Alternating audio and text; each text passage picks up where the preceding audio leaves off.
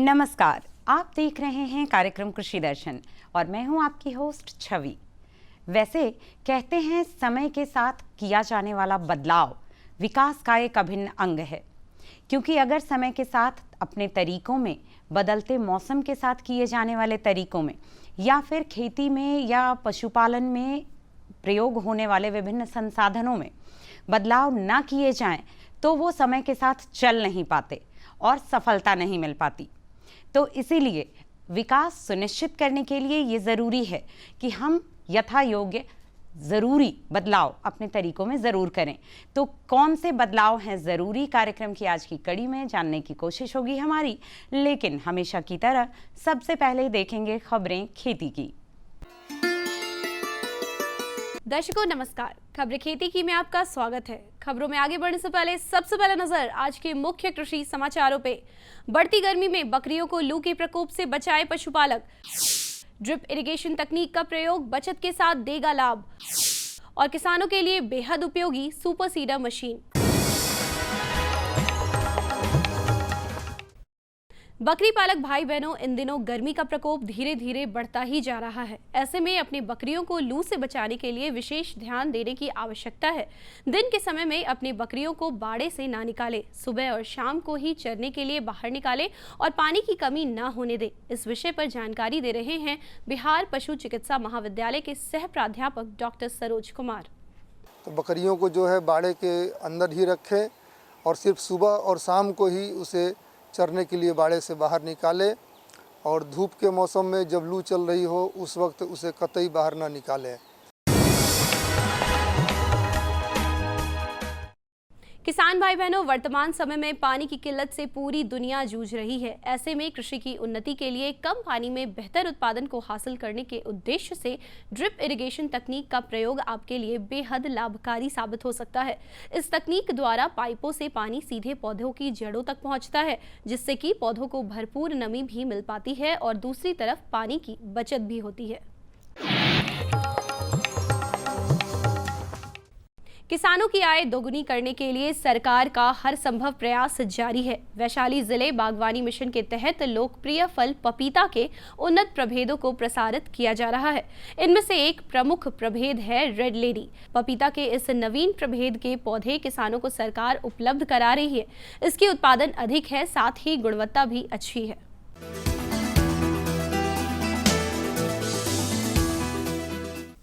खीरा एक ऐसी फसल है जिसका गर्मी के दिनों में बहुतायत मात्रा में उत्पादन और उपयोग होता है। यदि नवीनतम तकनीकों का प्रयोग कर इसका उत्पादन किया जाए तो किसान भाई बहन एक अच्छी आय का अर्जन कर सकते हैं। सफलता की कड़ी में आज हम आपको मिलवाने जा रहे हैं ग्राम फरीदपुर, जिला वैशाली के एक ऐसे ही कर्मठ किसान चिरंजीव कुमार जी से, जो कि खीरा के उत्पादन से जुड़े हैं।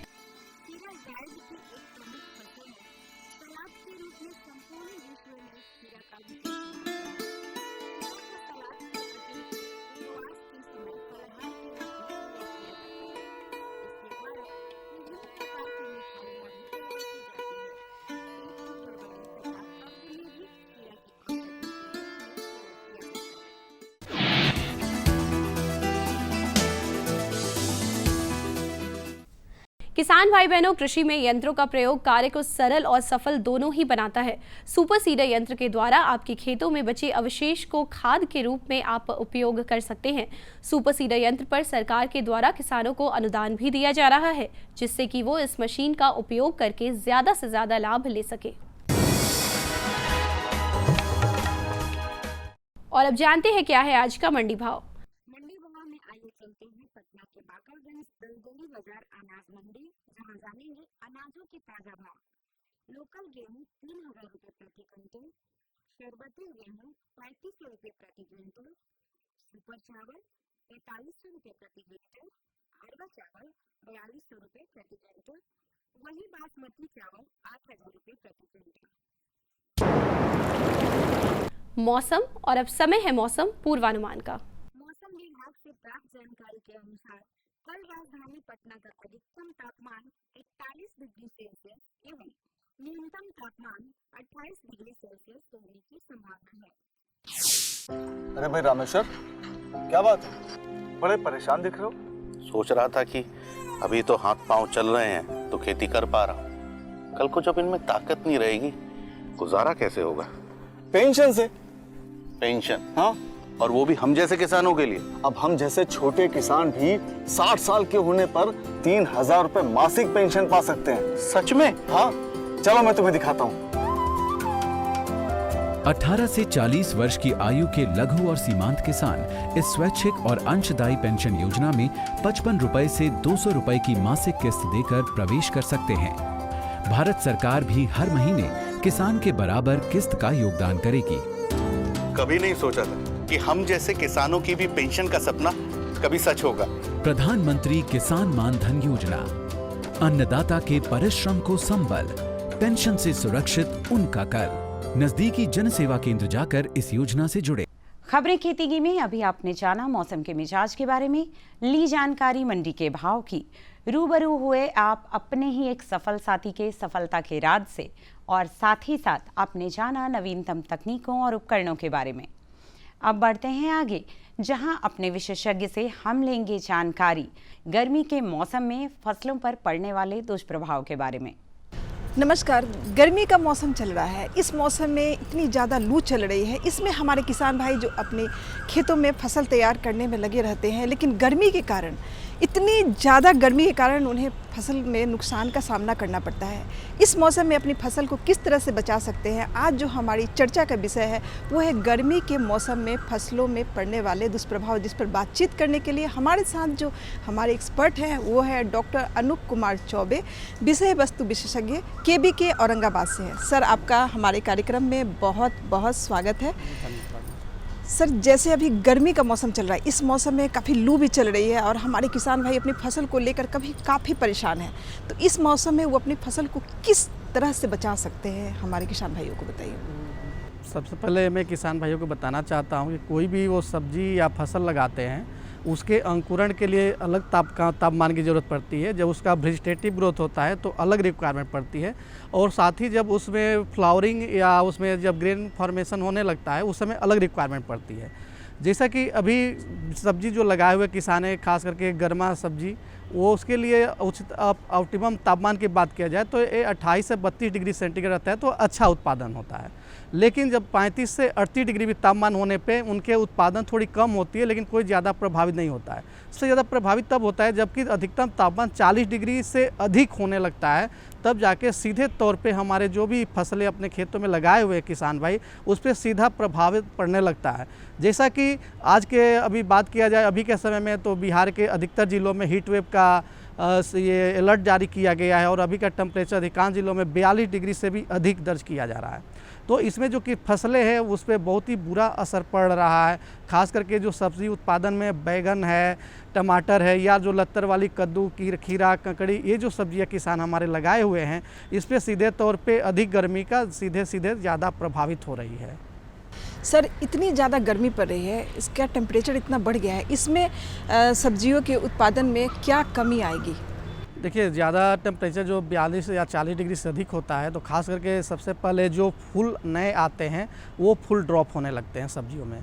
दूसरी, एक मेल फ्लावर आता है और सेकेंड फीमेल फ्लावर आता है। जो फीमेल फ्लावर आता है उसी में फ्रूट बन पाते हैं। तो अभी जो हाई टेम्परेचर में मेल फ्लावर ज़्यादा प्लांट में आएंगे और जो फीमेल फ्लावर है वो कम आएंगे। साथ ही अधिक तापमान होने से क्या होता है कि जो फूल आते हैं उसमें के जो पोलन है, पोलन भी गिरने लगते हैं, और फाइनली ये रिजल्ट आता है कि उस पौधे में देखा जाए तो नंबर ऑफ फल जो फ्रूट होता है वो कम बनता है, साथ ही उसकी साइज़ भी कम हो जाती है, और अधिक गर्मी पड़ने पे उसमें क्रैकिंग मतलब फटने भी लगता है, और उसके फ्रूट भी छोटे अवस्थाओं में ड्रॉप झड़ने लगता है। तो कृपया इन सब जो अवस्थाएं है कि जो फूल झड़ेगा, फल का साइज अधिक नहीं बनेगा, फल कम बनेगा, तो सीधी बात है कि उनका उत्पादन भी सीधे प्रभावित होगा और उत्पादन कम होगा। सर, इतनी गर्मी पड़ रही है, इस मौसम में हमारे किसान भाई अपनी फसलों में किस तरह सिंचाई कर सकते हैं, कितनी बार कर सकते हैं? जो सिंचाई की बात मैडम आप कर रही हैं, सिंचाई जो होता है वो फसलों में वो मिट्टी किस टाइप का है इस पर डिपेंड करता है। क्योंकि अगर बलुई मिट्टी है तो उसमें वाटर होल्डिंग कैपेसिटी थोड़ी कम होगी, तो उसमें ज़्यादा सिंचाई की आवश्यकता पड़ती है कम अंतराल पे ही। और अगर यही थोड़ा भारी मिट्टी है तो उसमें जो है जो वाटर होल्डिंग कैपेसिटी ज़्यादा होती है, तो उसमें थोड़ा सिंचाई की आवश्यकता पड़ती है, लेकिन उसमें थोड़ा अंतराल का गैप अधिक होता है। तो हमारे किसान भाई जिस अपने मिट्टी के अनुसार में वो सिंचाई करें, और अधिक सिंचाई भी करना हमारे सब्जी या जो हमारे फसल है उसके लिए नुकसानदेह है। क्योंकि आप देख रहे हैं कि इतनी तापमान ज़्यादा हो गया, तो हमारे जो वातावरण के साथ साथ जो मिट्टी का भी तापमान है वो भी अधिक होता है, और उस समय अगर अधिक सिंचाई करेंगे और खेत में जल जमाव की स्थिति हो जाएगा, तो जो खास करके जो लत्तर वाली सब्जी है जो कि हमारे खेत में सीधे फैला उसका ज़्यादा है, तो वो क्या होता है, उसका जो सब्जी का फल होता है वो सड़ने भी लगता है। तो इसलिए हमको जो भी सिंचाई करें वो सिंचाई का अंतराल अपने मिट्टी के अनुसार, और खास करके मिट्टी में अपने खेत में नमी के स्तर को देखते रहें, और जब नमी की जब कमी हो जाए तब जा कर के वो सिंचाई किसान भाई कर सकते हैं। लेकिन ये ध्यान रखें कभी भी अधिक मात्रा पानी न लगाएं खेतों में, जिससे कि जल जमाव की स्थिति न हो। सर, गर्मी के मौसम में हमारे किसान भाई अपनी सब्जियों की खेती पे किन किन बातों पर ध्यान दें, किस तरह से वो गर्मी का जिस कदर गर्मी बढ़ रही है तो देखभाल कैसे करें? देखिए, गर्मी तो बढ़ रही है, ये हमारे मनुष्य के लिए और जो हमारे किसान भाई है उनके लिए, जानवरों के लिए और फसलों के लिए सीधे तौर पर देखा जाए तो ये चारों तरफ से ये दुष्प्रभाव ये इसका पड़ेगा। लेकिन इसी में हमको सचेत रहते हुए, क्योंकि जैसे कि अभी कंटिन्यूस देखा जाए तो हीट वेव का जो अलर्ट जारी किया जा रहा है, तो ऐसे में दिन के समय, दोपहर के समय में खास करके किसान भाइयों को कोई भी कृषि कार्य करने से बचना चाहिए। साथ ही उनके जो फल की तुड़ाई हो वो या तो सुबह में अर्ली मॉर्निंग करें या फिर शाम के समय में करें, क्योंकि दोपहर में कोई भी कृषि कार्य करेंगे तो वो उनके लिए नुकसानदेह है। साथ ही अपने खेत के मिट्टी को देखते हुए वो निश्चित तौर पे वो ये देखते रहे कि क्या नमी की कमी है, या कोई ऐसे में क्या होगा कि थोड़ी सी नई नई जो पत्तियां निकलेगी पौधों से उन पे झुलसने का ज़्यादा दिक्कत होगा, और साथ ही जो पुरानी पत्ती है हाई टेम्परेचर वो भी झड़ेगा। तो ऐसे में जो पत्तियां झड़ेगी तो उनको पौधों को फोटोसिंथेसिस क्रिया में भी एक समस्या होगी। तो और साथ ही ऐसे में कोई ज़्यादा वेजिटेटिव ग्रोथ के लिए किसान भाइयों को खादों का भी छिड़काव नहीं, उर्वरक का परिवेशन करने से थोड़ा बचना चाहिए, क्योंकि अभी के समय में ज़्यादा वो खाद भी डालेंगे तो उससे वेजिटेटिव ग्रोथ ज़्यादा होने लगेगा, जो कि हाई टेम्परेचर को देखते हुए वो सही साबित नहीं होगा। सर, आप हमारे किसान भाइयों को इतनी अच्छी गर्मी के मौसम में जो फसलों को किस तरह से बचा सकते हैं, इतनी अच्छी जानकारी दे रहे हैं। अब चलते चलते हमारे किसान भाई को क्या मैसेज देना चाहेंगे? सब चलते चलते मैसेज ये किसान भाइयों के लिए कि वो अपने भी सुरक्षित रहे और साथ साथ अपने पौधों पशुओं को भी सुरक्षित रखें, क्योंकि जब तक वो खुद सुरक्षित नहीं रह सकते हैं तब तक अपने खेत या किसानी या जो भी फसलें हैं या जानवर उनको सुरक्षित नहीं रह सकते हैं। लेकिन वो मौसम विभाग के द्वारा जो अलर्ट जारी किया जाता है या जो तापमान या मौसम की जो जानकारी दी जाती है उसको भी वो अपनाए और उसको फॉलो करने की हम सलाह देते हैं। सर, आप इतनी अच्छी जानकारी दिए, इसके लिए आपका बहुत बहुत धन्यवाद सर। जी, बहुत बहुत धन्यवाद मैम। प्रकृति गजब की ताकत है इसमें। बारिश की रिमझिम फुहारों को ही लीजिए, जब सही समय पर मिट्टी पर गिरें तो खेतों में किसान की मेहनत रंग लाती है।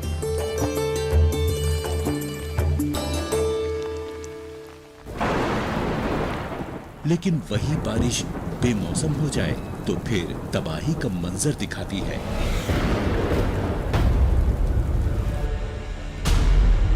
लेकिन क्यों रहे किसान के घर की खुशियां प्रकृति पर निर्भर, जब बन सकता है वो आत्मनिर्भर।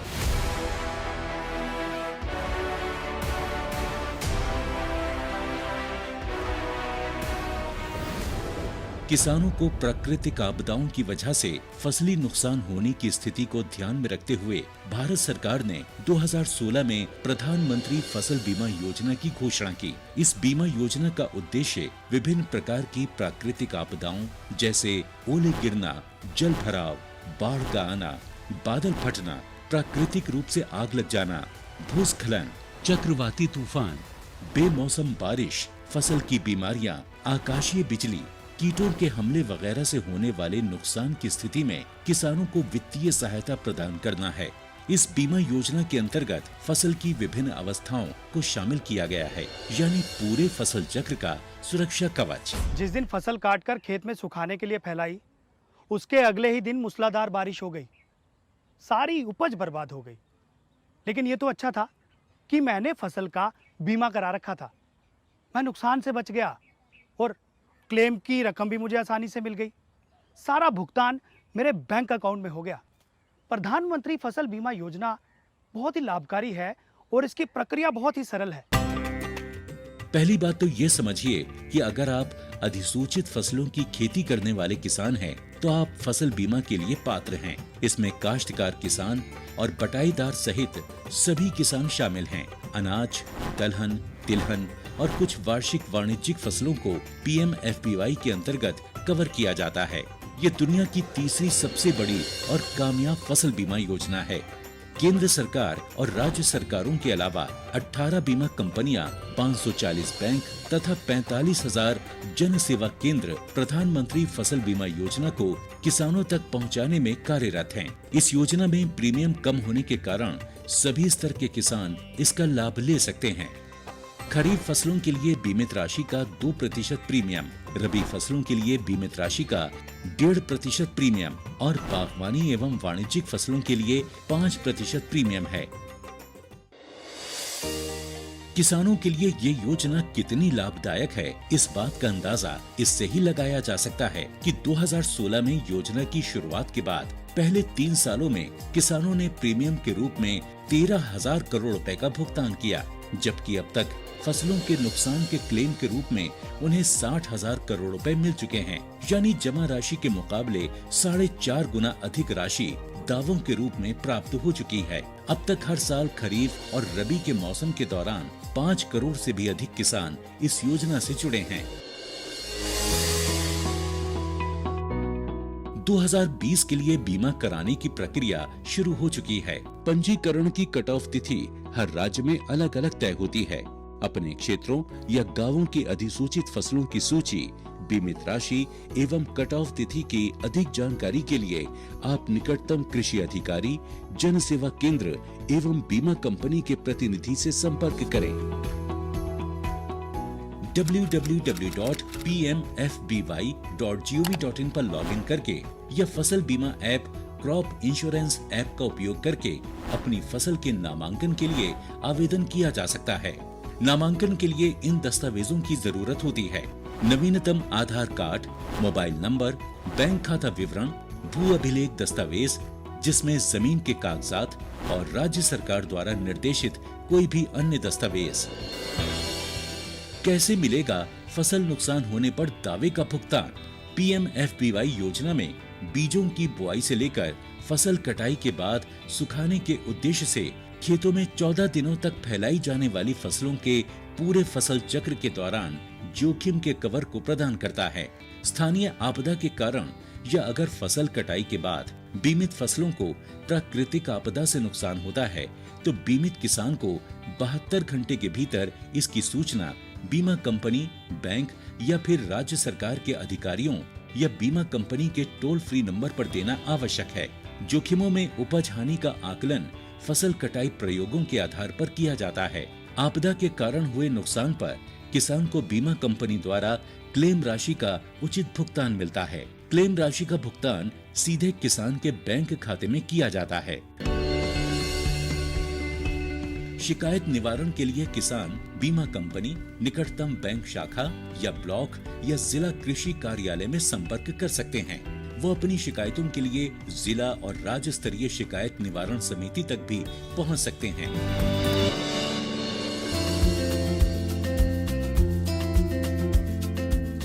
दरअसल पहले सभी ऋणी किसान जो बैंकों या वित्तीय संस्थानों से मौसमी कृषि ऋण या KCC का लाभ उठा रहे थे, उन्हें अनिवार्य रूप से इस योजना में शामिल किया जाता था। लेकिन फरवरी 2020 में किसानों के हित में नामांकन प्रक्रिया में एक बड़ा बदलाव करते हुए अब इस योजना को सभी किसानों के लिए स्वैच्छिक कर दिया गया है।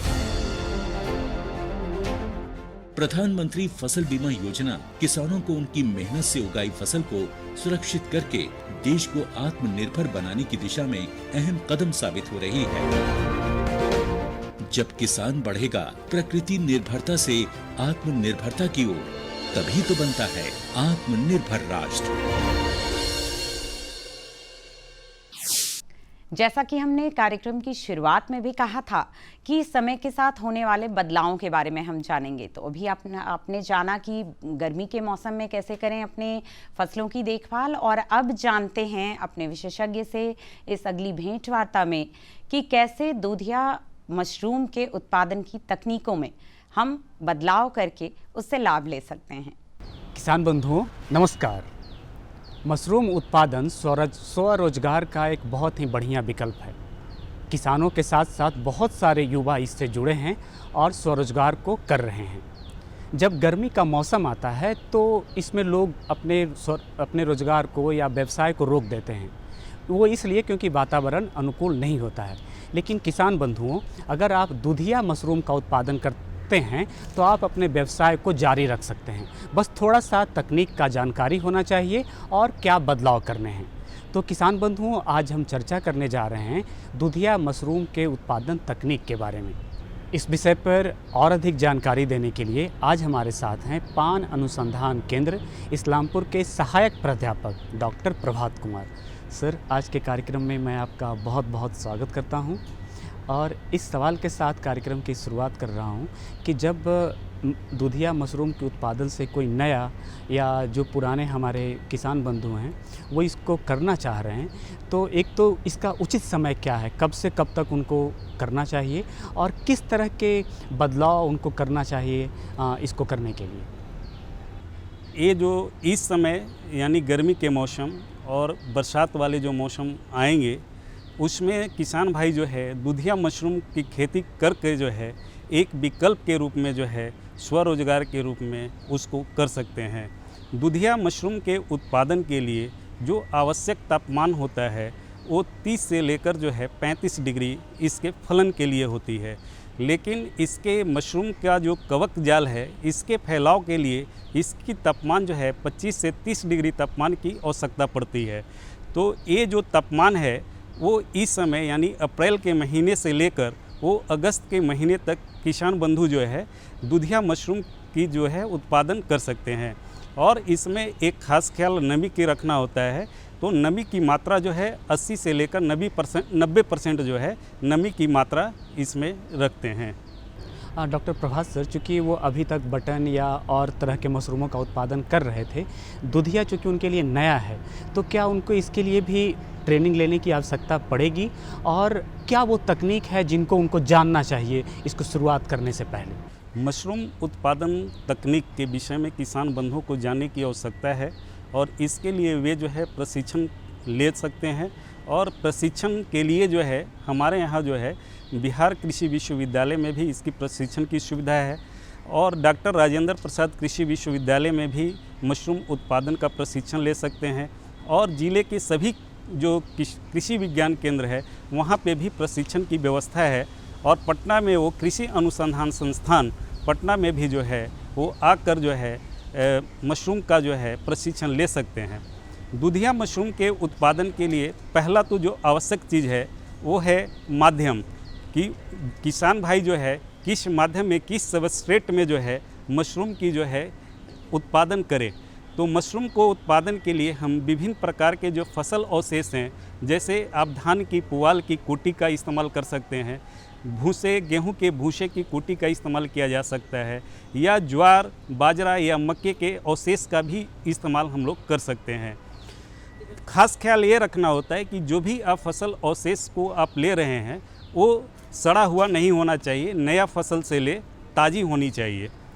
उसके बाद जो है उत्पादन के लिए ये भूसे को जो है हम लोग 12 घंटे तक जो है पानी में भिगो कर रखते हैं। इसके लिए किसान बंधु जो है प्लास्टिक के ड्रम या सीमेंट के बने हौज का इस्तेमाल कर सकते हैं। 8 से 10 केजी भूसे को जो है 50 केजी पानी में जो है उसको भिगो देते हैं ड्रम में।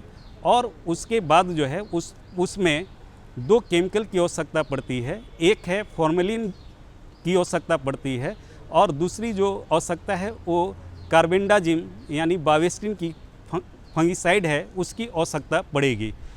10 केजी जो है बाल्टी में पानी लेंगे और उसमें 100 ml जो है फॉर्मेलिन की घोल डाल देंगे और उसमें जो है 10 ग्राम बावेस्टिन डाल देते हैं और उसको अच्छी तरह घोल को मिक्स कर करके जो भूसा जो हमने जो है हौज में या प्लास्टिक के जो कंटेनर है उसमें भिगोया है, उसमें इन केमिकलों को डाल दिया जाता है और डालने के बाद उसके जो मुंह है उसके मुंह को जो है प्लास्टिक सीट या जो है जूट की बोरिया से उसको कवर करके 12 घंटे तक छोड़ देते हैं।